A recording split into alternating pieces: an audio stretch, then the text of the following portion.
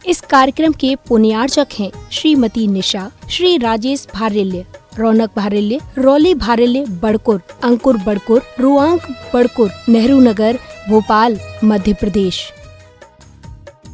Baahubali and मुत्तीन wholesales saris and cloth merchants, चदचन district, Vijaypur एवं समस्त बाहुबली एंड मुत्तीन परिवार।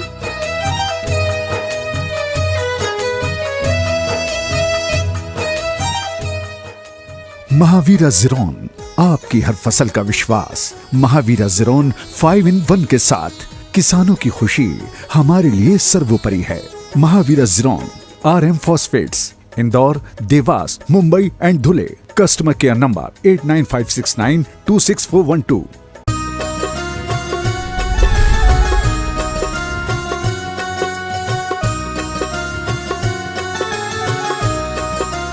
बोले देवादिदेव श्री आदिनाथ भगवान की जय जय जय।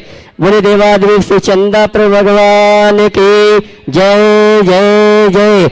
बोले चिंतामणि पार्श्वनाथ भगवान की जय जय जय। संत शिरोमणि गुरुवराचार्य श्री विद्यासागर जी महाराज की जय जय जय। प्रमाणिक संत गुणायतन प्रणेता शंकर समाधान भावना एक प्रवर्तक, जन जन के संत प्रखर वक्ता, बोले परम पूज्य मनीषी 160 प्रमाण सागर जी महाराज की। बोले परम पूज्य मुनिवर निर्वेक सागर जी महाराज की। बोले परम पूज्य मुनिवर श्री शीतल सागर जी महाराज की। तीर्थराज संदेशकर की तलहटी में स्थित गुणायतन परिसर से सायंकालीन संकर समाधान का कार्यक्रम हम और आप प्रारंभ करें। उसके पूर्व गुणायतन और श्री शिवायतन परिवार संकर समाधान में उपस्थित समस्त श्रावक श्राविकाओं का और साथ में पारस चैनल, जनवाणी चैनल और प्रमाणिक के माध्यम से जिस कार्यक्रम को घर में बैठ के देख और सुन रहे उन सभी का गुणायतन सेवायतन परिवार हार्दिक अभिनंदन स्वागत करता है। चलते हैं प्रतिदिन की भांति हम और आप परम पूज्य मुनिवर मुनि शंकरी श्री चरणों में नमन करते हुए आशीर्वाद प्राप्त करेंगे और निवेदन करेंगे टीवी चैनल के बहुचर्चित विश्व विख्यात संकर समाधान के कार्यक्रम के लिए दोनों हाथ जोड़ लेंगे, बोलेंगे हे मुनिवर नमोस्तु, हे गुरुवर नमोस्तु, हे मुनिवर नमोस्तु। आइए परम पूज्य मुनि शंकर के आशीर्वाद से हम और आप टीवी चैनल का बहुचर्चित विश्व विख्यात संकर समाधान का कार्यक्रम प्रारंभ करें। उसके पूर्व मैं उन सभी श्रावक परिवारों के नामों की घोषणा करना चाहूंगा जिन्होंने आज गुणायतन का अवलोकन करते हुए गुणायतन से जुड़ने का सौभाग्य प्राप्त किया है, निर्माण निधि के रूप में गुणायतन से जुड़ने का अवसर प्राप्त किया है। अगर उपस्थित है अपने स्थान में खड़े होकर गुरुवर का आशीर्वाद प्राप्त करेंगे और मैं चाहूंगा हमारे पुण्यार्जक परिवारों के लिए आपकी तालियों का सम्मान। श्रीमान अंकित जी सोनल जी विभांश जी होशंगाबाद, श्री अभय कुमार जी रजनी जी भोपाल, श्री अनुराग जी प्रियंका जी, श्रीमती चंद्रकांता जी गुड़गांव अगर उपस्थित है अपने स्थान में खड़े होकर गुरुवर का आशीर्वाद प्राप्त करेंगे और कैमरा में सभी को कवर करेंगे। और मैं चाहूंगा हमारे सम्मानित पुण्यार्जकों के लिए आप जोरदार ताली बजाकर इनके भावों की अनुमोदना करें।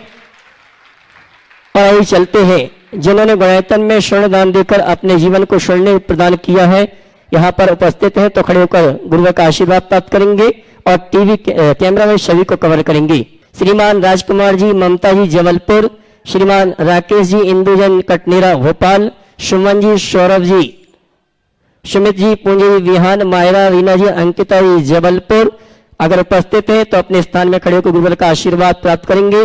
नीलांबरी वी वनकुदरी वेलगवी कर्नाटका अगर हमारे ये पुण्यार्जक उपस्थित है अपने स्थान में खड़े होकर गुरुवर का आशीर्वाद प्राप्त करेंगे। कैमरामैन सभी को कवर करेंगे और मैं चाहूंगा जोरदार ताली बजाकर इनका सम्मान करें। और आइए चलते हैं मैं उन परिवारों को मंच पर आमंत्रित करूंगा जिन्होंने गुणायतन में विशेष रूप से जुड़ने का सौभाग्य प्राप्त किया है स्वर्णदान देकर। स्वर्गीय कोमल चंद जी की स्मृति में धर्मपत्नी श्रीमती आशा रानी जी शांगा दमोह अगर उपस्थित है वे आए मंच पर परम पूज्य मुनिवर के श्री चरण में नमन करते हुए गुरु वंदना का सौभाग्य प्राप्त करेंगे। और उनके सम्मान के लिए मैं आवाज दूंगा हमारे गुणायतन ट्रस्टी श्रीमान अशोक जी, सुषमा जी सिंगई खुरई और उनके साथ हमारे गुणायतन के प्रशासक महोदय श्रीमान सिद्धार्थ जी आएंगे। आइए श्रीमान अशोक जी खोरई और साथ में श्रीमान सिद्धार्थ जी गुणैतन प्रशासक जी। और आइए अगले पुण्यार्जक को मैं आमंत्रित करूंगा जिन्होंने गुणैतन में स्वर्ण दान देकर अपने जीवन को स्वर्ण प्रदान किया है। श्वेता जी, सौरभ जी, सिद्धार्थ जी, गरगट्टे, बेलगांव, कर्नाटका। आइए और इनके सम्मान के लिए मैं सम्मान सहित आमंत्रित करूंगा हमारे वास्तविक डॉक्टर प्रद्युम्न जी और उनके साथ आएंगे श्रीमान रतन चंद जी सिंगोली गुणैतन ट्रस्टी।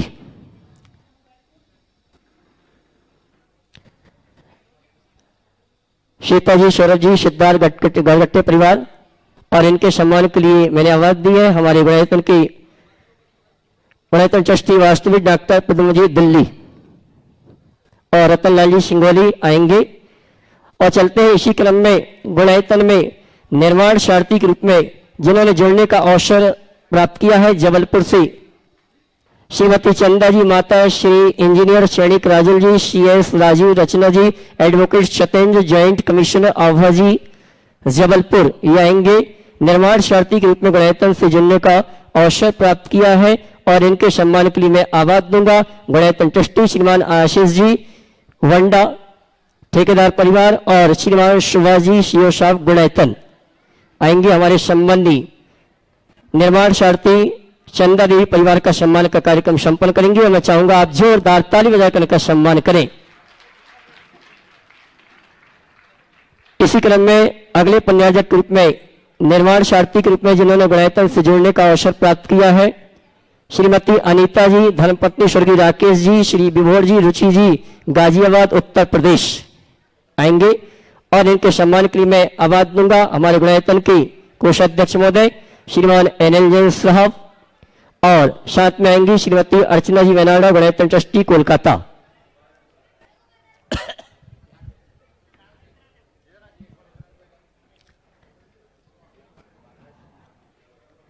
श्रीमती अनीता जी परिवार मंच पर उपस्थित हैं। उनके सम्मान के लिए श्रीमान NL जैन साहब गुणैतन कोषाध्यक्ष महोदय,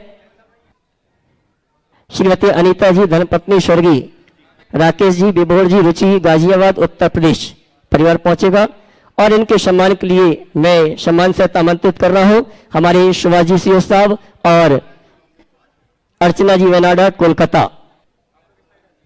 एक रहेगी हमारे जी। और गुणैतन में सूत्रधार के रूप में जिन्होंने जुड़ने का अवसर प्राप्त किया अभी अभी डॉक्टर स्मिता जी धर्मपत्नी श्री दीपराज जी, आदेश जी, अरिहन जी, सागर हमारे बीच उपस्थित हैं। वे आए परम पूज्य मुनिवर के श्री चरण मनवा करते गुरुवंदना का सौभाग्य प्राप्त करेंगे और उनके सम्मान के लिए मैं आवाज दूंगा गुणैतन ट्रस्टी श्रीमान विमल जी छातला और गुणैतन ट्रस्टी अंजू बहन गुड़गांव। आइए श्रीमान डॉक्टर स्मिता जी धर्मपत्नी दीपराज जी, आदेश, अरन जी, सागर। मैं चाहूंगा इनके सम्मान में जोरदार ताली बजाकर का सम्मान करें और चलते हैं सम्मान के इसी क्रम में अब शंका समाधान का कार्यक्रम हम और आप प्रारंभ करेंगे और आज की प्रथम शंका के लिए मैं आमंत्रित करूंगा गुणैतन के श्रोमणी संरक्षक डॉक्टर अशोक जी, सविता जी, विदिशा भोपाल। उसके बाद तैयार रहेंगे श्रीमती आभा जी पाटन।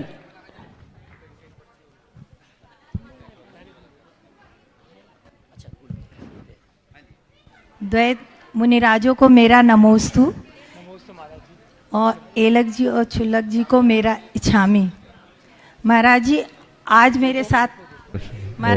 मेरे साथ युवा पीढ़ी है तो मैं उनसे ही संबंधित प्रश्न पूछना चाहूंगी कि बेहतर है कि ये प्रश्न उनको ही पूछने दे दो। वो भी उनके पास भी एक प्रश्न है। अच्छा। तो जैसा आज के वर्तमान परिवेश में उच्च शिक्षा के लिए सभी को बाहर जाना होता है और उच्च शिक्षा देना भी ज़रूरी है हमारे धर्म प्रभावना के लिए भी और आगे विकास के लिए भी।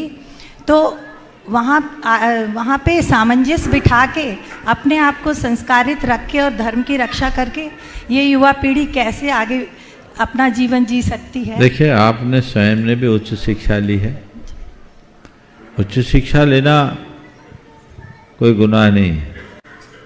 अगर मनुष्य की निष्ठा हो तो 7 समुंदर पार जाकर के भी वो अपने जीवन को ऊंचाइयों तक पहुंचा सकता है।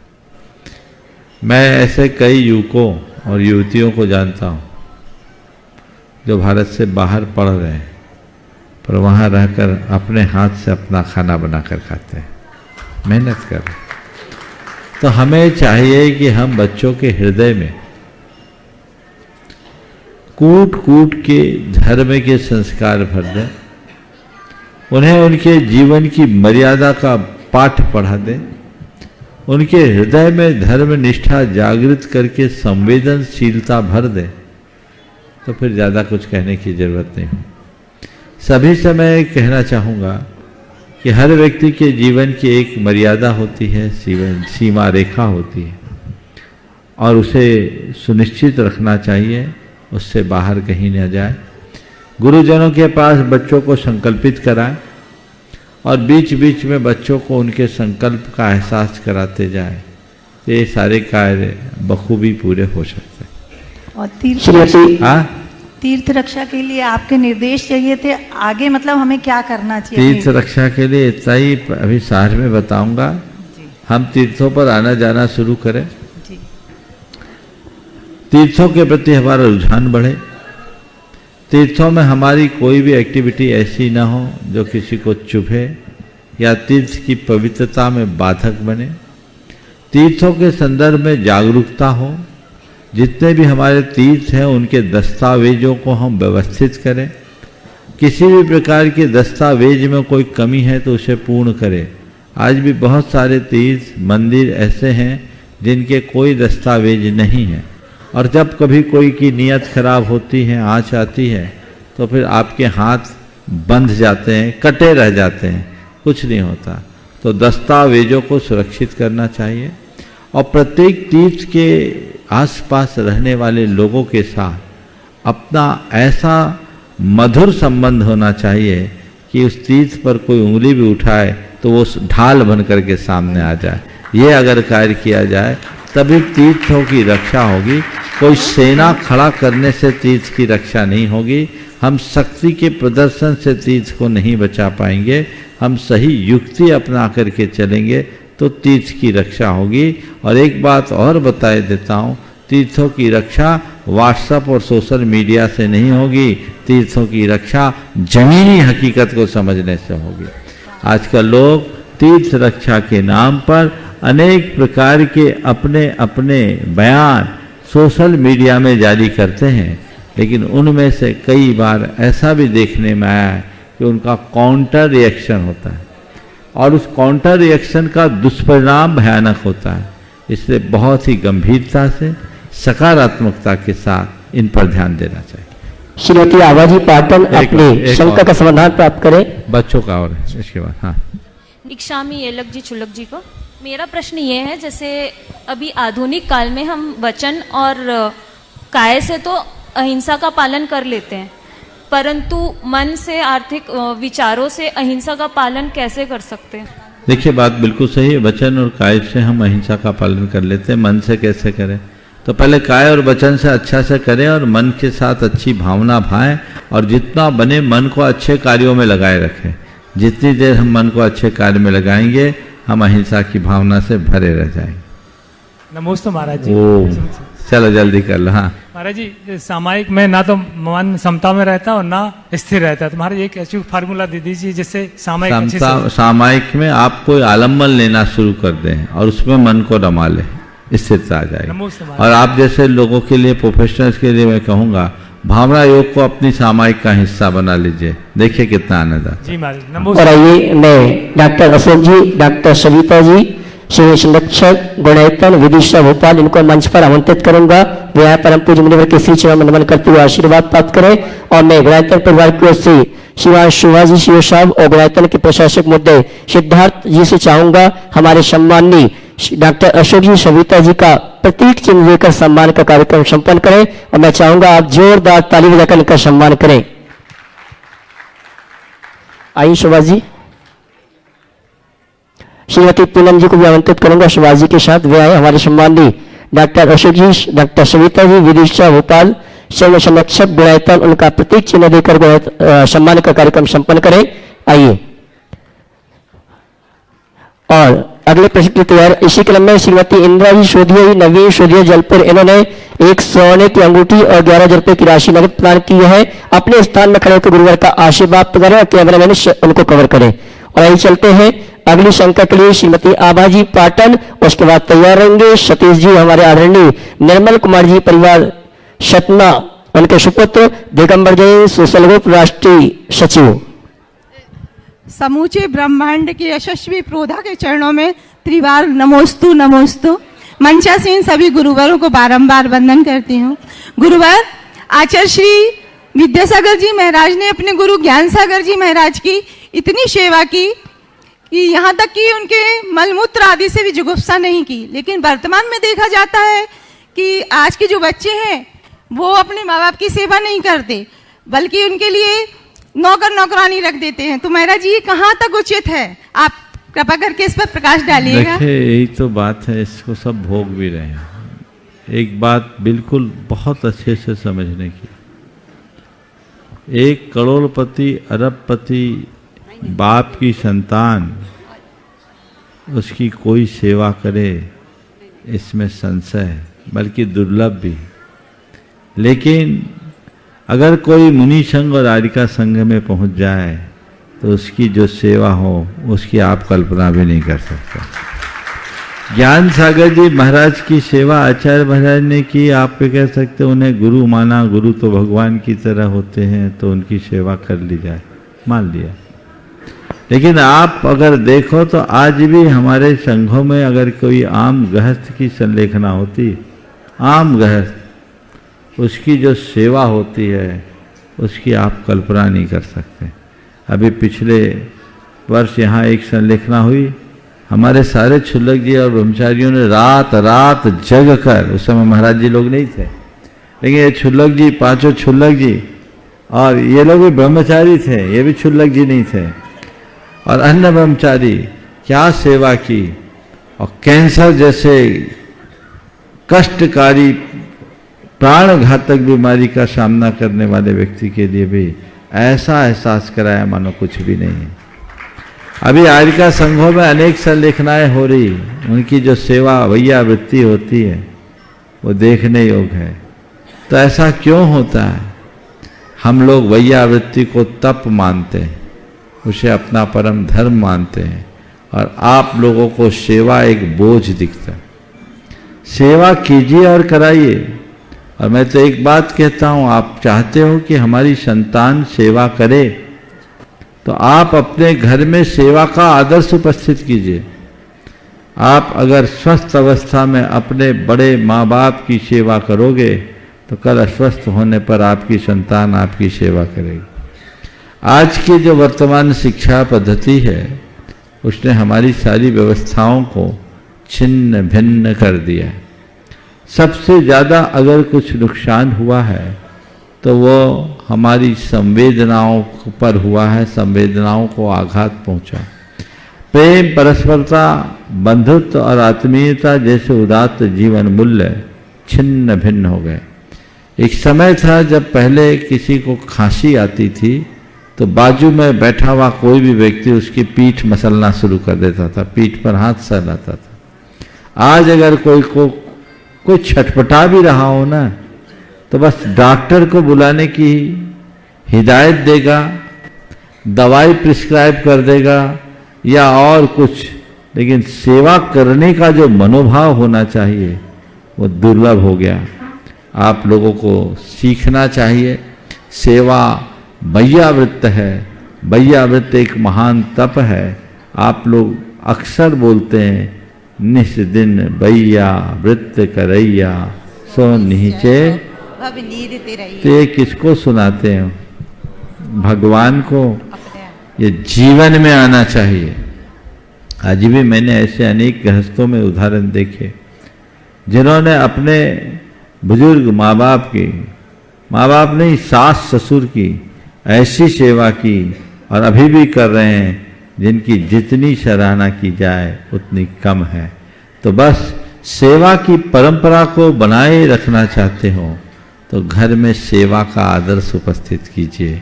आप खुद सेवा भाव में जुड़ोगे तभी किसी और को सेवा के लिए प्रोत्साहित कर सकूँ। श्रीमान सतीश जी सतना, उसके बाद तैयार होंगे श्रीमान आनंद जी सुधा जी चंदेरिया परिवार कोतमा। भावना योग प्रणेता मुनिश्री प्रणाम सागर जी को चरणों में सत सत नमन, सभी महाराजों को, छुल्लक जी को सादर नमोस्तु और वंदनामि इच्छामि। महाराज श्री, हम श्रावकों के 6 आवश्यक होते हैं: देव पूजा, गुरु पास्ती, स्वाध्याय, संयम, तप और त्याग। उनमें से पारस चैनल और जिनवाणी चैनल ने इतना प्रसारित कर दिया है कि सुबह 5 बजे से लेकर रात में 11 बजे तक कभी भी हम पारस चैनल या टीवी जिनवाणी चैनल खोलते हैं तो उसमें हमें देव पूजा और गुरुपास्ती से संबंधित कुछ ना कुछ अवश्य सुनने को, देखने को मिल जाता है। ये धार्मिक संस्कार आज की युवा पीढ़ी में अच्छे आ गए हैं कि धार्मिक क्रियाओं में वे निरंतर रत रहते हैं। लेकिन हम ये सोचते हैं कि आत्म कल्याण की जो चीज़ें हैं वो स्वाध्याय, संयम और तप से ही आ सकती है।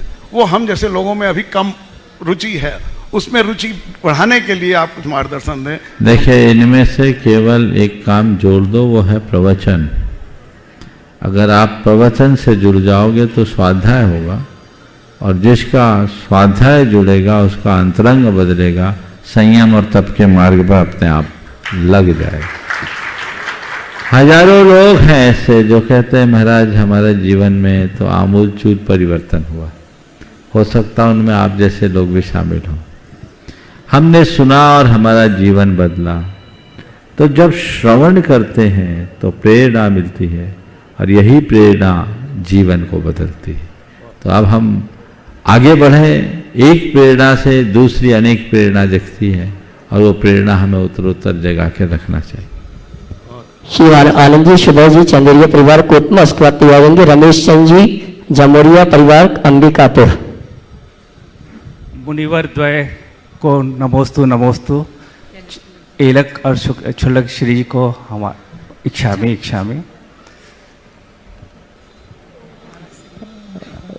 मुनिश्री, आपसे प्रश्न पूछ पाऊँ इतना तो ज्ञान हम लोगों को नहीं है। अभी एक प्रक्रिया से मैं गुजरा। पोस्ट रिटायरमेंट में सोचा कि इनिशियली जब पाठशाला में पढ़ता था, जब जैन धर्म पढ़ा था, बीच में पूरा छूट गया था।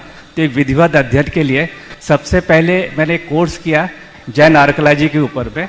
उसके बाद थोड़ी सी और एक जिज्ञासा हुई, तो फिर एक सर्टिफिकेट कोर्स किया जैन फाउंडेशन बेंगलोर का। फिर और भी थोड़ी सी इच्छा जागृत थी कि इसको विधिवत तरीके से आगे बढ़ाया जाए। तो मैंने सोचा क्यों ना मास्टर ऑफ आर्ट्स किया जाए Jainology and comparative religion studies में। तो जब मैं यूनिवर्सिटी तलाश रहा था तो मेरे को 2 यूनिवर्सिटी शॉर्टलिस्ट किया था। फिर अभी मैं जैन विश्व भारती इंस्टीट्यूट से master of arts Jainology and religion comparative studies take up किया हूँ। बहुत सारे लोगों से जब मेरा जिक्र हो रहा था तो इसमें दोनों जो हमारी यूनिवर्सिटी है बड़ी अच्छी यूनिवर्सिटीज़ हैं, पर हाँ इसमें जो कोर्स कंटेंट होता है ये नॉर्मली इसमें जितने भी आचार्य जो क्लासेस लेते हैं वो श्वेतांबर संप्रदाय के गुरुज और प्रोफेसर्स वगैरह होते हैं। कुछ में डॉक्टर भागचंद जी वगैरह भी हैं। तो आपका तो प्रभाव और क्षेत्र इतना बड़ा है और आपका प्रभाव इतना अच्छा है, गुणायतन जैसी संस्था आपके पास है, क्यों ना एक नया यूनिवर्सिटी जैसा कुछ एक प्रयोजन हम आपके तरफ से। देखिए, आपने एक बहुत अच्छे बात यहाँ रखी जो सबके लिए उदाहरण बन सकती। आपने जो काम किया वो अनुकरणीय काम किया। रिटायरमेंट के बाद आप जैनोलॉजी में मास्टर्स करने के लिए तत्पर हो रहे। मैं आप सबसे कहूँगा, जितने लोग हैं जिनकी पढ़ाई पूरी हो गई, महिलाएं काम तो बखूबी कर ही सकती हैं, पुरुष वर्ग भी रिटायरमेंट के बाद अगर जैनोलॉजी में एमए और मास्टर्स करना शुरू कर दे तो जिन विश्वविद्यालयों में जैन चेयर स्थापित हैं वो जिंदा बने रहेंगे, वो रुकेंगे नहीं। अभी इंदौर यूनिवर्सिटी में भी ये सुविधा है, उदयपुर यूनिवर्सिटी में भी ये सुविधा है, अन्य कई विश्वविद्यालयों में ऐसी व्यवस्था है, लेकिन वहाँ स्टूडेंट्स नहीं है। इसलिए नहीं है क्योंकि आपको इसमें कुछ स्कोप नहीं दिखाई पड़ता। लोग सोचते वही पढ़ाई करो जिससे जल्दी नौकरी लग जाए, लेकिन नहीं, हमें अपनी संस्कृति की सेवा के लिए उत्साहित होना चाहिए और जहाँ भी हो इसे अपने कार्य में लेना चाहिए। पढ़ाई की कोई उम्र नहीं होती, जीवन की आखिरी सांस तक व्यक्ति विद्यार्थी बने रह सकता है और रहना भी चाहिए। तो ये जो आपने काम किया बहुत अच्छी बात है। आपने बात करते करते कहा आपके पास गुणायतन जैसी संस्था, मेरे पास कुछ नहीं, मेरी पिच्छी और मेरा कमंडल है, इसके अलावा और कुछ नहीं, मेरा रत्नत्रय मेरे पास है। हाँ ठीक है, गुणायतन जैसी संस्था के लिए हमने मार्गदर्शन दिया है, प्रेरणा दी है, लेकिन सबका अपना अपना कार्य क्षेत्र है। एक नया जैन विश्वविद्यालय खोलना बहुत बात की बात है। पहले जिन विश्वविद्यालयों में जैन विद्या के अध्ययन अध्यापन की सुविधा है उन्हें तो हम आगे बढ़ाएं। विद्यालय खुल जाएगा और पढ़ने वाले नहीं होंगे तो मतलब क्या होगा। इसलिए मैं आपके सुझाव को स्वीकार करता हूँ। ऐसे सुझाव तो बहुत आते हैं, रोज आते हैं, लेकिन आप सबको एक संदेश जरूर देना चाहता हूँ कि आप आगे पढ़ाई जारी रखें। कम से कम जाने तो जैन दर्शन क्या है, प्राकृत क्या है। जैन दर्शन और प्राकृत का अध्ययन अगर आप लोग करते रहेंगे तभी हमारी संस्कृति आगे बढ़ पाएगी और तभी इन विश्वविद्यालयों में हमारी एंटिटी बनी रहेगी। यदि इसे हमने भुला दिया तो सब कुछ खत्म होगा। मैं आप सबसे कहता हूँ ऐसा करिए तो अनावश्यक बातों से बच जाएंगे। व्यर्थ में सोशल मीडिया में अपनी एनर्जी खपाने की जगह कुछ जिनवानी का आलोढ़न करो, जिनवानी का अध्ययन करो, जिससे जीवन को आगे बढ़ाया जा सके। यहाँ रमेश चंद जी, रोहिणी जी, जमोरिया परिवार, अंबिकापुर। उसके बाद तैयारेंगी डॉक्टर संध्या जी सागर। नमोस्तु महाराज जी, नमोस्तु। इच्छा भी महाराज जी, अच्छा महाराज जी, मेरा एक शंका है महाराज जी, मेरा एक शंका है। जब हम गर्भगृह में प्रक्षाल करते हैं प्रतिमाओं का, तो हमारी जो वेदी होती है, जो वेदी में जो सीढ़ी होती है, और हम अपने कपड़े से वहाँ पे भी हाथ लगा देते हैं और प्रतिमा में भी हाथ लगा देते हैं, ये कहाँ तक उचित है महाराज जी, और हमको क्या सावधानी बरतनी? अरे भाई, ये तो जनरल नॉलेज की बातें हैं, आपको खुद विवेक रखना चाहिए। आप शुद्धि में तो जहाँ तहाँ हाथ नहीं लगाना चाहिए, विवेक और विनय से कार्य करना चाहिए। नमस्ते डॉक्टर संजय जी सागर। उसके बाद सम्मान से आवाज दूंगा भारतवर्षीय दिग्मर्जन प्रशासनिक प्रशिक्षण संस्थान जयपुर के बोर्ड ऑफ डायरेक्टर से Shrimati Abha ji, joint commissioner, Satyan ji, advocate high court, Amitabh ji Bharti, member of MP high court, और श्रीमती स्मृति भारती, एडवोकेट हाईकोर्ट। एक साथ सभी खड़े जाए। परम पूज्य गुरुवर के श्री चरणों में कोटि कोटि नमोस्तु।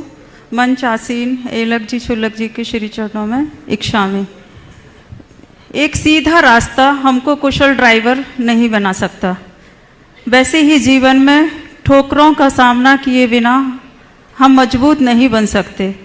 तो गुरुवर, हमारा यह प्रश्न है कि जीवन रूपी गाड़ी को चलाने के लिए जीवन पथ पर चलते हुए एक कुशल ड्राइवर की भूमिका कैसे निभाएं ताकि जीवन संतुलित बना रहे। कुशल ड्राइवर कैसे बने कि जीवन संतुलित बने? जी महाराज। देखिए, अगर ड्राइविंग की बात करते हैं तो कोई भी व्यक्ति सीधे स्टीयरिंग नहीं संभालता, उसे शुरुआत में प्रशिक्षण लेना पड़ता है। लेकिन वो प्रशिक्षण कुछ दिनों का होता है जो दूसरों से लेते हैं। उसके बाद जो उसकी कुशलता आती वो खुद के अनुभवों से आती। अपने जीवन को उसके गंतव्य तक कुशलतापूर्वक ले जाना चाहते हो, या यूं कहें कि आप जीवन गाड़ी के कुशल ड्राइवर बनना चाहते हो, तो उसका एक ही उपाय है, जीवन के आधारभूत बातों का ज्ञान करो जो ड्राइविंग सिखाते समय जरूरी है, और फिर जीवन पथ पर चलना शुरू कर दो। जीवन के साथ घटने वाली हर घटना और प्रसंगों को बारीकी से देखो, कुछ न कुछ सीखने को मिलेगा, और हर अनुभव हमारे जीवन में ज्ञान का एक नया कोष खोलेगा, जीवन का विकास होगा। तो हम गुरुजनों से कुछ सीखे और चल पड़े। समय हमें बहुत बड़ा पाठ पढ़ाता है, जो हमारे जीवन की बेहतरी का आधार बनता। भारतवर्षीय दिगंबर जैन प्रशासनिक प्रशिक्षण संस्थान जयपुर के बोर्ड ऑफ डायरेक्टर से श्रीमती आभा जी, सत्यन जी, अमिताभ भारती जी और श्रीमती स्मृति भारती, उसके बाद तैयार श्रीमती कांता शेट्टी, श्रीमती हीरा जी वरियात्ता हजारीबाग। परम पूज्य गुरुवर सहित समस्त मुनि संघ के चरणों में बारंबार नमोस्तु नमोस्तु नमोस्तु। आचार्य गुरुवर श्री विद्यासागर जी महाराज द्वारा संचालित भारत का प्रथम प्रशासनिक प्रशिक्षण संस्थान जो मढ़िया जी जबलपुर में संचालित है, वर्तमान में उसमें 110 बच्चे अध्ययन कर रहे हैं और हमारे लिए गर्व का विषय है कि उसमें से 40 बच्चे प्रीलिम्स में सिलेक्ट होकर अभी मेंस की तैयारी कर रहे हैं।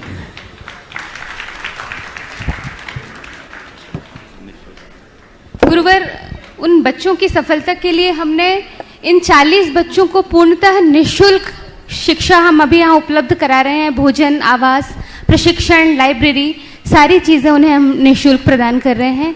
बस जो एक चीज़ की कमी है वो है आपका आशीर्वाद। तो बस हम इतना चाहते हैं कि दिसंबर में बच्चे मेंस लिखने वाले हैं, तो आपका आशीर्वाद बच्चों तक पहुंच जाए। आपके मुखारविंद से निकला हुआ एक एक शब्द उनमें असीम ऊर्जा का संचार करेगा और जब भी उनका मनोबल गिरेगा वो आपके शब्द ज़रूर याद करेंगे और निश्चित तौर पर सफल होंगे। तो आपसे आशीर्वाद की आकांक्षा है गुरुदेव। देखिए, पहले तो मैं चाहूंगा एक बार जोरदार करताल ध्वनि से इन सभी का अभिनंदन करें। 1991 में गुरुदेव के मानस में ये भाव उभरा था। उन दिनों मैं गुरु चरणों में था, जब जबलपुर में भारतवर्षीय दिगंबर जैन प्रशासनिक संस्थान की शुरुआत हुई। तब से अब तक अनेक लोग वहाँ से पढ़ लिख कर आगे बढ़े और आज विभिन्न क्षेत्रों में, विभिन्न प्रशासनिक पदों में अपना दायित्व निभाते हुए समाज की सेवा कर रहे हैं। मैं गुरुदेव की ये दूरदर्शी सोच का ही एक उदाहरण मानता हूँ। बड़ी प्रसन्नता आज अन्य संस्थाएं, जीतो जैसी संस्थाएं भी इस कार्य में आगे आई है और प्रशासनिक क्षेत्र में हमारे समाज के प्रतिभाएं आगे बढ़ रही है और इन सब का श्रेय परम पूज्य गुरुदेव को जाता है। अभी बहुत अच्छी सूचना आपने मुझे दी कि 40 बच्चे मुख्य परीक्षा के लिए चयनित हुए हैं। मेरा उन सभी बच्चों को बहुत बहुत आशीर्वाद है और उनसे यही कहना है कि पूर्ण आत्मविश्वास के साथ परीक्षा दें। जब हम प्रारंभिक परीक्षा में उत्तीर्ण हो गए तो मुख्य परीक्षा भी पार होंगे और लक्ष्य ऐसा बनाएं कि हम मुख्य परीक्षा ही नहीं, हम तो मुख्य रूप से चयनित होना है और अपने दायित्व को निभाते हुए समाज की सेवा करना है।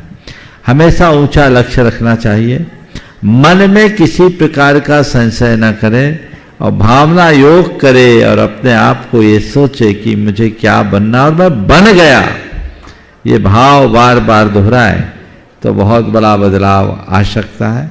अपना लक्ष्य अपने सामने होना चाहिए, पूरा फोकस उसके प्रति होना चाहिए, बहुत उत्तम होगा। सम्मेद शिखर आने के क्रम में मैं जबलपुर में था, तब इन लोगों ने बहुत उत्साह का परिचय दिया था और इन्हीं प्रशासनिक संस्थान के बच्चों ने अलग से चौका लगाकर आहार भी कराया था। हमने आहार किया था, है ना, पंचकल अलग चल रहे थे। तो ये इन सब की धार्मिकता का उदाहरण है। सभी की ऐसी ही धार्मिक भावनाएं बनी रहे और जीवन पथ पर आगे बढ़े। बोर्ड ऑफ डायरेक्टर में ये सब नए सदस्य आए हैं और व्यवस्थाएं भी कुछ नया रूप ली है। मुझे अब और नई संभावना दिखती है। बहुत बहुत आशीर्वाद। श्रीमती कांता जी शेट्टी, श्रीमती हीरा जी वरियात्ता हजारीबाग, उसके बाद तैयारी कुमारी आकर्षी जी, आशीष जी इंदौर। मैं हजारीबाग से हीरा वरियात्ता। महाराज जी, आप तो हमारे हजारीबाग के आन बान शान है ही। आपके चरणों में कोटि कोटि नमन, वंदन, आभार। लेकिन ये हमारी माँ साहब हमारी हजारीबाग की शान है। आज इनको 90वां जन्मदिन लगा है, इसलिए हम लोग सब आपके आशीर्वाद के लिए यहाँ आए हैं। पहले तो आप हमें अपना आशीर्वाद दें। नमस्ते महाराज जी, नमस्ते महाराज जी, नमस्ते महाराज जी। महाराज जी आशीर्वाद।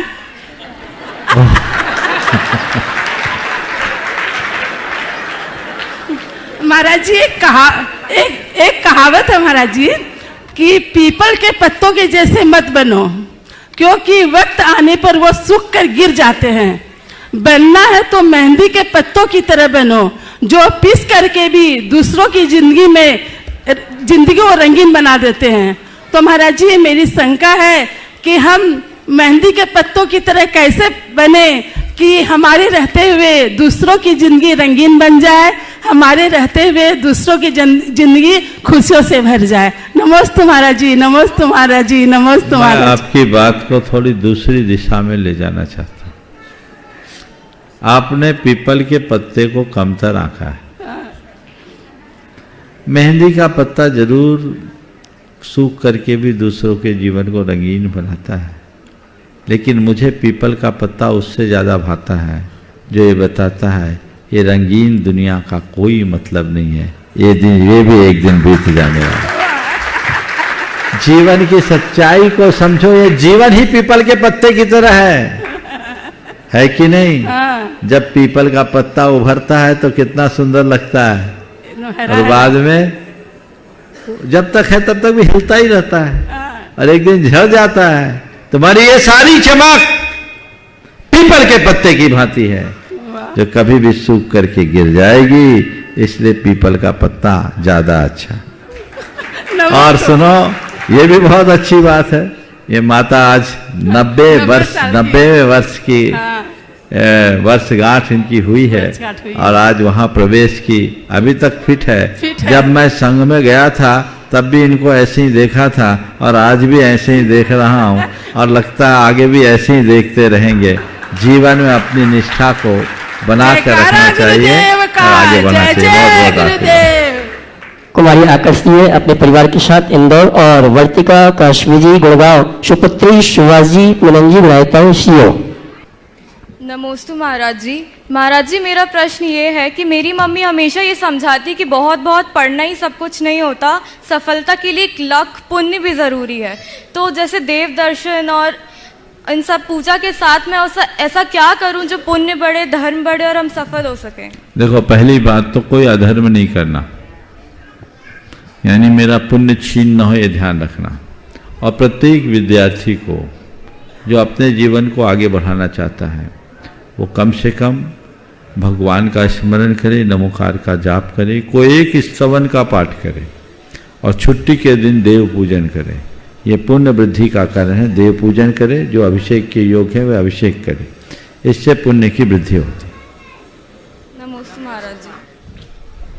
बहन मीना दी बगाशपुर, उसके बाद सम्मान से आवाज दूंगा भावनायुक्त के अनुभव के लिए श्रीमान निर्मल कुमार जी, अध्यक्ष उपभोक्ता संघ। बहन मीना दीदी बगाशपुर शायद नहीं है। ब्रह्मचारिणी अंकिता दीदी प्रत्यस्थली।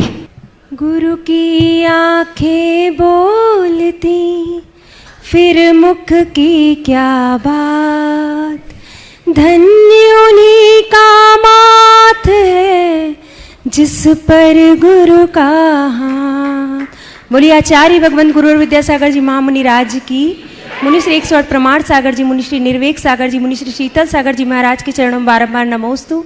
सभी एलक महाराज जी, छुल्लक महाराज जी के चरणों में बारंबार इक्षामि। महाराज जी मेरा प्रश्न ये है कि हम प्रतिभा स्थली के बच्चों को कैसे संस्कार दें कि वो प्रतिभा स्थली से निकलने के बाद भी और प्रतिभा स्थली में जब वो छुट्टियों में घर जाते हैं तो उनके संस्कार वो वहाँ पर बने रहें, और उनके माता पिता का घर पर क्या कर्तव्य होता है कि वो उनके संस्कार को बनाए रहें, जिससे वो संस्कार कभी धूमिल ना हो।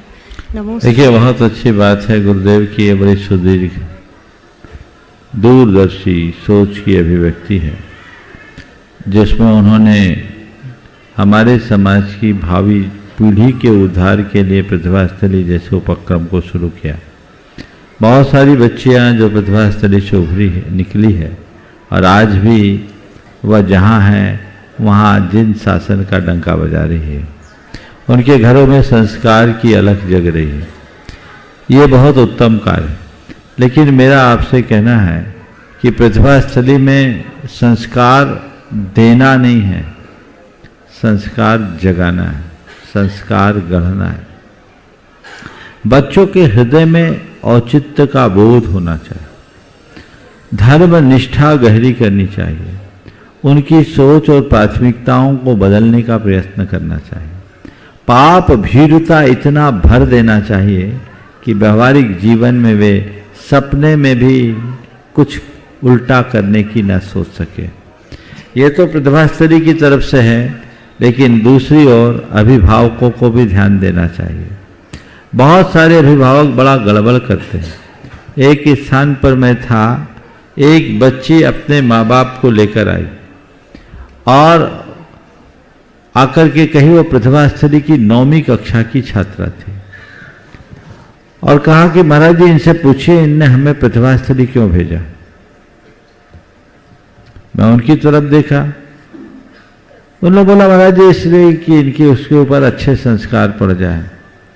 तो जो बच्ची ने जो बात कही वो बहुत ध्यान देने हो गए। बोले महाराज जी हमको संस्कार पड़ जाए इस भाव से प्रतिभास्थली भेजें, और आपको बताएं महाराज जी मैं यहाँ से यहाँ आती हूँ, मुझे कहते हैं आलू खा लो, प्याज खा लो, वहाँ तो तुमको मिलता नहीं, यहाँ ले लो, चलो बाजार में कुछ खा लो, रात में कुछ खा लो। बोलो महाराज जी अब मैं अपने संस्कारों का क्या करूं, मैं क्या करूं, इनकी बात मानूं या वहां की बात मानूं। मुझे तो लगता है ये मुझे संस्कार डालने के लिए नहीं भेजे हैं, अपना बोझ हल्का करने के लिए भेजे। उस बच्ची ने कही। अब बताइए ऐसी विसंगतिपूर्ण स्थिति में क्या संस्कार पड़ेंगे। ये विरोधाभास मिटना चाहिए। मुझे इतना तक मालूम पड़ा है कि प्रतिभास्थली की सीमा से निकलते ही उनकी ड्रेस बदलती है और मड़िया जी के चाट की ठेले से उनकी शुरुआत हो जाती। फिर मैंने उनको समझाया, बोले लज्जा तो तुम्हें आनी चाहिए। इस बच्ची ने वहां जाकर के आलू प्याज छोड़ा है तो तुम्हें सोचना चाहिए जब बच्ची वहां रहकर आलू प्याज छोड़ सकती है तो हम घर में रह कर के आलू प्याज क्यों ना बंद करें। जो संस्कार हम इसको देना चाहते वो संस्कार हमारे यहाँ होना चाहिए। एक उदाहरण ऐसा भी आया, दोनों प्रकार के परिणाम हैं कि बच्ची ने जब वहाँ जाकर सब छोड़ा तो घर के लोगों ने कहा अब हमारे घर में बनना ही नहीं चाहिए। उसका एक बड़ा भाई था, बोले जब बहन नहीं खाती तो हम भी नहीं खाएंगे, हमारे घर में बंद। ये संस्कार है। तो जब तक अभिभावक जागरूक नहीं होंगे तब तक कुछ नहीं होगा।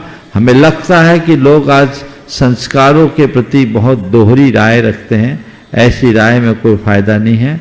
अंदर से निष्ठा हो तभी संस्कार जग पाएंगे। ओम। श्रीमान नरेंद्र कुमार जी, मीना दीदी, हाँ वह मीना दीदी बगाशपुर। उसके बाद आमंत्रित हैं भावना युक्त के अनुभव के साथ श्रीमान निर्मल कुमार जी, अध्यक्ष वक्ता संघ। सभी मुनि राजों के पावन चरणों में बारंबार नमोस्तु नमोस्तु नमोस्तु। आप बोलो। हाँ महाराज जी, मेरा प्रश्न है कि आचार्य श्री का नाम विद्याधर और विद्यासागर क्या उन्हीं मुनिराज के नाम पे पड़ा है जो महामुनि विद्याधर थे, विद्यासागर जी थे, जिनकी संलेखना स्थल पर श्रीमती जी जाती थी, माता श्रीमती जी जाती थी। वो विद्यासागर नहीं थे, वो शायद विद्याधर महाराज थे और मुझे पूरा ठीक से याद नहीं महाराज जी, विद्यासागर ही उनका नाम था, महामुनि विद्यासागर जी। हो सकता है उनने उसी आधार पर विद्याधर नाम रखा हो और बाद में फिर ज्ञान सागर जी ने विद्यासागर बना दिया। महाराज जी एक प्रश्न और है कि जैसे आज आपकी छवि और गुणायतन एक दूसरे के अविनाभावी हो गए, मतलब आपका नाम लेंगे तो गुणायतन याद आता है और गुणायतन का नाम लेते तो आपका नाम याद आता है। वैसे ही भगवान पार्श्वनाथ स्वामी का है, जैसे पार्श्वनाथ भगवान का अपन स्मरण करते हैं तो सबको याद आता है कि जिनके ऊपर फणा होता है वो पार्श्वनाथ भगवान है। और यदि जिनकी जो पहचान है उसको हम क्यों मिटा रहे हैं आज? क्यों मिटाने की जरूरत नहीं। मतलब बिना फणा वाली प्रतिमाएं ऐसा है पार्श्वनाथ भगवान की क्यों बनाई? ऐसा है कि पार्श्वनाथ भगवान की बिना फना वाली प्रतिमाएं पहले भी बनती रही, आज बन रही है, ऐसी बात नहीं है। फना वाली और बिना फना वाली दोनों प्रकार की प्रतिमाएं उपलब्ध है और हमें दोनों में कोई लगाने में कोई बाधा नहीं है। अगर कोई ऐसा कहे कि कोई फना वाली प्रतिमा को हटा दो तो ये गलत है। तो फनावली वाली बनी है तो फनावली वाली, और बिना फनावली है तो बिना फनावली। नीचे अंकित सर्प का चिन्ह पार्श्वनाथ का महत्व दर्शा देता है। इसलिए इस विषय में हमें किसी प्रकार का आग्रह नहीं करना चाहिए। अगर कोई आग्रह विशेष से ऐसा करता है तो उचित नहीं है। हमारे लिए दोनों में पार्श्वनाथ भगवान के दर्शन होने चाहिए। श्रीमान निर्मल कुमार जी अध्यक्ष पूर्वता संघ, उसके बाद महामंत्री गौशाला सतना श्रीमान रोहित जी। हाँ, एक आचार्य महाराज का पुराना चित्र, आर्या जी, अर्जन्या जी, आराध्या जी, श्रेयास जी फिरोजाबाद से आचार्य श्री का बहुत सुंदर चित्र गुरुवर की मैं क्या करूंगा, रखो हाथ समर्पित कर रहे हैं। ठीक। गुरुदेव, आपके भावना योग से मैं एमराज से छूटकर आया हूं। मेरा जीवन बिल्कुल समाप्त हो चुका था। गुरुदेव, इस भावना योग के जो शब्द आपने लिखे, शब्दकोश, पूरे विश्व में किसी भी मुनि ने आज तक इस भावना योग को नहीं बनाया। इस भावना योग ने पूरे विश्व में एक क्रांति फैला दी है।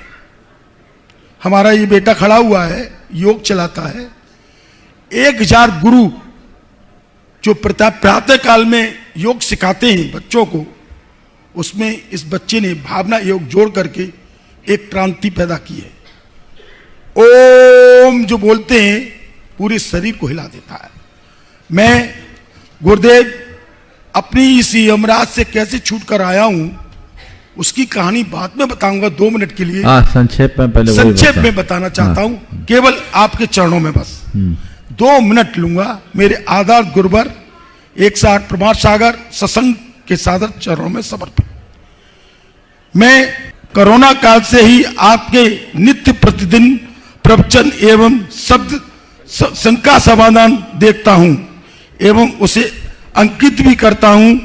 उसके प्रभाव होकर मैंने कुछ शब्द आपके लिए लिखे हैं।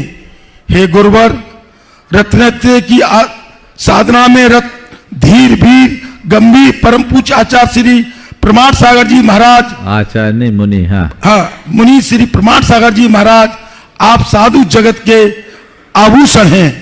हिमालय से ऊंचे, सागर से गहरे, हीरे से चमक, सूरज सा तेज, चंद्रमा सी शांत छवि, और जिनकी आत्मा के आगे चंदन भी फीका पड़ जाता है, वह व्यक्तित्व के हस्ताक्षर हमारे श्री प्रमाण सागर जी महाराज, मेरे आराध्य गुरुवर का जैन साहित्य के संगठन के प्रति आपकी लगन अथैनीय है।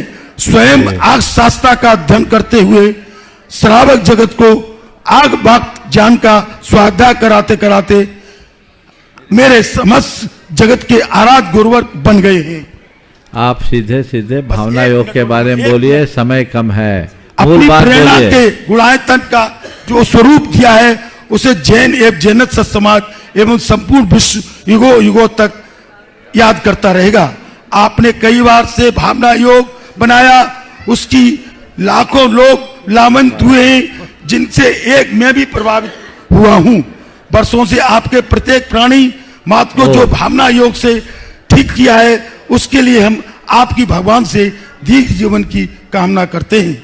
जब शब्द किसी का गुणगान करते करते थक जाए और उस व्यक्ति को प्रभावित न कर पाए, तो समझना कि वह महान व्यक्तित्व के अन्य कोई नहीं वरन वह तो हमारे गुरुवर आचार्य प्रमाण सागर जी हैं, जिनकी गहराई के मापदंड को सागर भी छोटा नजर आए, तो जिनके तेज को अभिव्यक्त करने के लिए सूरज भी शर्मा जाए, तो समझना हमारे गुरुवर श्री प्रमाण सागर जी महाराज जी हैं।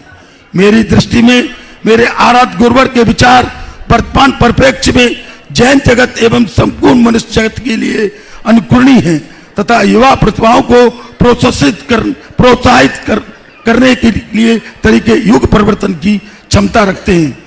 108 प्रमाण सागर जी महाराज का आशीर्वाद और विश्वास सदैव मुझ पर, मेरे परिवार पर बना रहे। मेरी श्रद्धा भी पूज मेरे आराध्य गुरुवर के प्रति अखंड बनी रहे। आचार्य गुरुवर के वीर प्रभु से उनकी दीर्घायु की प्रार्थना करते हुए ये निवेदन आप करता हूं। मूल बात बोलो जिससे। हाँ हुआ क्या? हाँ, आप सुनो इनकी बात सुनो, मैं मेरी बात सुन लो। 2019 एक मिनट, इनकी बात बहुत गंभीरता से सुनिए। जो बात आप सुनोगे आपके हाथ नहीं रुकेंगे। सुनिए इनने क्या अनुभव किया है। 2019 में मेरा एक्सीडेंट हुआ और ये मेरी पसली टूट गई और मेरा ये कंधा टूट गया। उसके बाद सुबह प्रातः में जा रहा था तो एक सांड ने मुझे पीछे से उठा करके और नाले में फेंक दिया। 5 जो मेरा शरीर था वो नाले के अंदर था, सर पूरा, और पैर ऊपर थे। तो मेरा उसमें फोटो रखा रहता प्रमाण सागर महाराज जी का और विद्यासागर महाराज जी का। मैं भक्त हूं, ये किताब मेरे पास है। तो वो जान मेरी बच गई, लोगों ने निकाल दिया। उस वक्त क्या हुआ, मेरे शरीर में पानी भर गया। 5 बोतल पानी निकली, 6 बोतल शरीर से पानी डालता था, निकालता था। अब मुझे फेफड़ों की टीबी बन गई और मेरा फेफड़ा ये देख रहे हैं आप, एक छोटा है एक बड़ा है। फोकस करो। ये देखिए आज की स्थिति में इस जो फेफड़ा है ना, उसको रिपेयर करने के लिए पूरे दिल्ली के और पूरे के डॉक्टरों ने 50 लाख रुपए का खर्चा बताया था। तो मेरी स्थिति नहीं थी कि इस 50 लाख रुपए इसमें खर्च कर सकूं, क्योंकि मेरी स्थिति इस तरह की नहीं थी। मैं रिटायर्ड व्यक्ति हूं और मैं कंज्यूमर फोन को चलाता हूं, उपभोक्ता के न्याय दिलाता हूं और जागरूकता करता हूं। ये मेरा फेफड़ा एक बड़ा है एक छोटा है। अब हुआ क्या, गुरुदेव का भावना योग मैं टीवी में देखता ही था। 2022 में गुरुदेव के चरणों में आया और गुरुदेव चरणों में आया, भावना योग सीखा मैंने और सिखाया। प्रातःकाल मैं अपने बच्चों को भावना योग से 5 बजे जगाता हूं, जगाता रहा, भावना योग करता रहा। तो वो मेरी जो सांस थी ना, जो बंद थी बिल्कुल, वो धीरे धीरे सांस आने लगी। तो मुझे ये आभास हो गया। फिर मैंने कुछ चीज डॉक्टरों को दिखाई और डॉक्टरों को दिखाने के बाद जो 50% था इस रिपोर्ट में, जो ऑल इंडिया की रिपोर्ट थी, 50% जो फेफड़ा काम कर रहा था वो मेरा 60, 65, 70 तक पहुंच गया है। 70 तक पहुंच चुका है भावना योग से। तो डॉक्टर आश्चर्य करने लगे, तुम्हारा फेफड़ा तो बिल्कुल डेड हो गया था और हमने मना कर दी थी, इसकी रिपेयर नहीं हो गई, किसी भी सूरत में अब आपका ऑपरेशन करना पड़ेगा। तो भावना योग ने जो मेरे क्रांति पहुंचाई, जो आज बोल रहा हूं मैं आपके सामने, इस लाखों जनसंख्या के सामने, जो मेरा ये लाइव टेस्टिकास्ट हो रहा है, मैं ये देखता हूं कि भावना योग ने मेरा जीवन को, मेरे परिवार के जीवन को किस तरह से अवैधान दिया है। अगर मेरे पास आज ये भावना योग नहीं होता तो शायद इमरात से मैं किसी तरह से जीत नहीं सकता था। मेरे बच्चों ने कह दिया था कि मेरा फादर जो है चारपाई में लेटा हुआ, अब नहीं उठेगा। इसलिए भावना योग ने मेरे को एक क्रांति पहुंचाई है। बहुत सुंदर। अभी आपने हो गया, आपकी बात हो गई ना। निर्मल जी की बात आप लोगों ने सुना। ये अपने आप में मिराकल है कि नहीं? पर ये सब कब घटेगा? जब आपकी श्रद्धा होगी। भावना योग का प्रभाव कम, भावना योग के प्रति इनकी श्रद्धा का प्रभाव ज्यादा है। अब कोई सोचे अरे यही वाक्य दोहराने से क्या होगा, तो कुछ नहीं होगा। दिमाग लगाओगे तो कुछ नहीं होगा। भावना योग केवल भावनाओं का योग है। जो जाओगे तो अलग लाभ होगा। इसलिए आए दिन ऐसे उदाहरण आते रहते हैं सबके अनुभवों में, लेकिन ये उदाहरण अपने आप में एक अजूबा है। समझ गए? इन्होंने समय लिया, लेकिन जो आपको सुनाया वो समय के लिए न्याय है, ऐसा मान लेना चाहिए। एक बार जोरदार करतल ध्वनि से अभिनंदन कीजिए। मैं भगवान से प्रार्थना करता हूं कि यमराज को हरा दिया है अब यमराज को हराने मात से काम नहीं चलेगा, यम को मारने का रास्ता अंगीकार कर लो और अंत में संलेखना धारण करके अपने जीवन का उद्धार करना है। हमें मरना नहीं है। क्या बोल रहा हूं? हमें मरना नहीं है, शरीर बदलना है। शरीर बदलने का लक्ष्य लेकर चलेंगे तो हमारा जीवन धन्य हो सकेगा। ठीक है, बस हो गया समय। गौशाला महामंत्री सतना से रोहित जी, उसके बाद गायत्री ट्रस्टी आशीष जी, श्रीमती नवी जी, ठेकेदार परिवार बंडा। महाराज श्री के चरणों में त्रैवा नमोस्तु। सभी छुल्ला गिलक महाराज जी को इच्छामी। महाराज जी, मेरा प्रश्न ये है कि जब हम किसी के चौके में आहार देने जाते हैं तो प्रायः आहार सामग्री उसी चौके से लेके जो श्रोती हुई उनके द्वारा दी जाती है उसको देते हैं।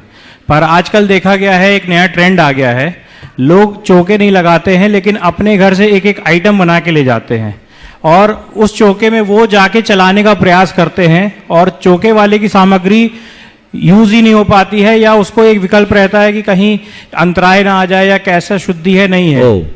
देखो, स्वच्छाति सर्गो दानम, अपना द्रव्य दान में देना चाहिए, लेकिन वह भी व्यवस्थाओं को देखते हुए। और एक तो जब भी एक चौके से दूसरे चौके में ले जाएं तो अपनी चीज़ ऐसी ले जाएं कि दिखाई भी ना पड़े और लिमिटेड चीज़ें ले जाएं। कई लोग थाल भर भर के ले जाते हैं और दूसरे देखते हैं तो लगेगा कितना खाता है साधु। तुम लाए हो एक थाल और साधु ने लिया एक और, पर प्रदर्शित क्या होगा? इसलिए इसमें बहुत विवेक रखना चाहिए और उसी अनुरूप काम करना चाहिए। और इसी तरह से इतनी चीज़ ले जाओ ताकि जिस चौके में ले जा रहे हो उसको देखकर उसे न लगे कि आय में कुछ नहीं बना पाया। इसलिए लिमिट से ही अपनी व्यवस्था होनी चाहिए। ओम शांति। नमस्कार। आज के सत्र को यहीं पर विराम। बोलिए परम पूज्य आचार्य गुरुवर श्री विद्यासागर जी। जय जय।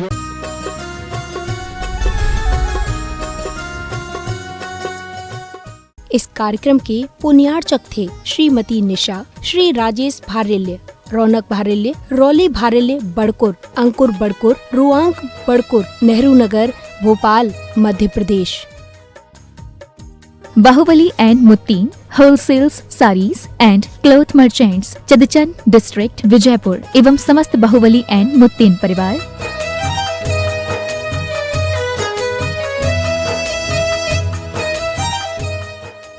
महावीरा ज़ीरोन, आपकी हर फसल का विश्वास। महावीरा ज़ीरोन 5-in-1 के साथ किसानों की खुशी हमारे लिए सर्वोपरि है। महावीरा ज़ीरोन RM phosphates, Indore, Dewas, Mumbai and Dhule. Customer care number 8956926412।